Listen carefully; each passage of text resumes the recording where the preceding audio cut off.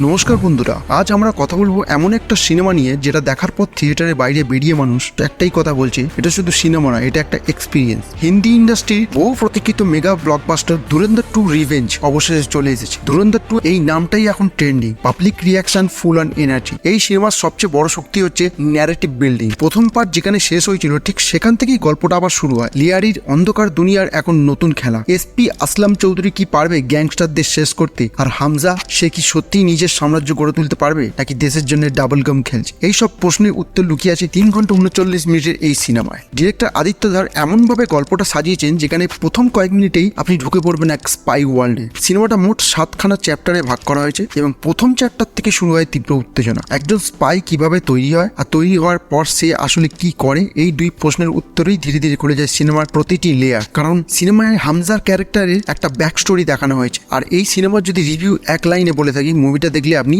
Satisfaction পাবেন, ফুল পাওয়ার, ফুল energy. প্রথম পার্টে যদি অক্ষয় খান্না রাজত্ব করে থাকেন, এই পার্ট পুরোপুরি দখল করে নিয়েছে রণবীর সিং। হামজা চরিত্রে তার ট্রান্সফরমেশন, ট্রেনিং, অ্যাটিটিউড সবকিছু একেবারে নেক্সট লেভেল। এক কথায় রণবীর সিং পিওর ম্যাডনেস। আদিত্য ধর আবারও প্রমাণ করে দিলেন তিনি জানেন কোথায় কিভাবে মিউজিক ব্যবহার করতে হয়। গানগুলো আলাদা করে শুনলে তেমন কিছু লাগবে না, কিন্তু মুভির মধ্যে একদম পারফেক্ট। অ্যাকশন, ভায়োলেন্স, ব্রুটালিটি একদম নেক্সট লেভেল। এমন কিছু সিন আছে যেগুলো তাকিয়ে থাকতে পারবেন না। এই মুভির আসল মজা লুকিয়েছে তার টুইস্ট অ্যান্ড সারপ্রাইজে। এই সিনেমার গানগুলো আলাদা করে ফ্লেভার নিয়ে এসেছে। পুরোনো দিনের কিশোর কুমার ও বাপ্পি লাহিড়ীর গান রিমিক্স আকারে ফিরে এসেছে, যা প্রতিটি সিচুয়েশনে পারফেক্টলি ফিট করে। শেষের দিকে অরিজিৎ সিং এর গান গায়ে কাঁটা দিয়ে দেবে। কিছু বাস্তব কথা, এই সিনেমা সবার ভালো লাগবে না, কন্ট্রোভার্সি হবে, ডিবেট হবে, অনেকে এই সিনেমাটাকে প্রোপাগান্ডাও বলে। কিন্তু একটা নিশ্চিত, আপনি এটাকে ইগনোর করতে পারবেন না। এটা শুধু 2026 সালের বেস্ট অ্যাকশন থ্রিলার না, এটা একটা বেঞ্চমার্ক। আগামী যে কোনো স্পাই অ্যাকশন মুভি আসবে তখন তুলনা হবে এই মুভিটার সাথেই। আপনারা কি সিনেমাটা দেখেছেন? রণবীর সিং এর অভিনয় কেমন লাগলো? আদিত্য ধারের পলিটিক্যাল ভিউ কি ফিল্মটাকে প্রভাবিত করেছে? আপনার সব মতামত কমেন্ট বক্সে জানান। ভিডিওটা ভালো লাগলে লাইক করুন, বন্ধুদের সাথে শেয়ার করুন এবং